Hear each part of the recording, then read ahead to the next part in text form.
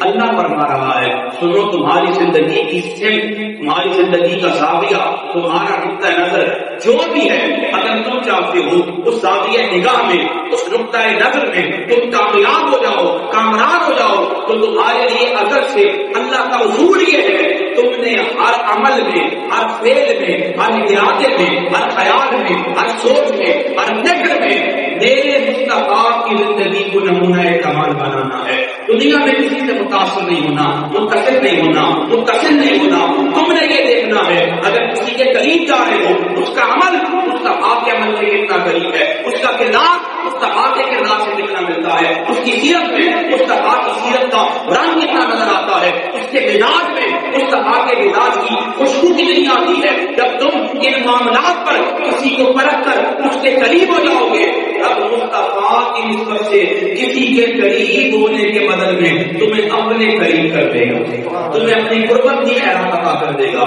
اور اپنے نزدیک کر کے تم پر اپنے کرم اور اپنی رحمت کا نزول جائے۔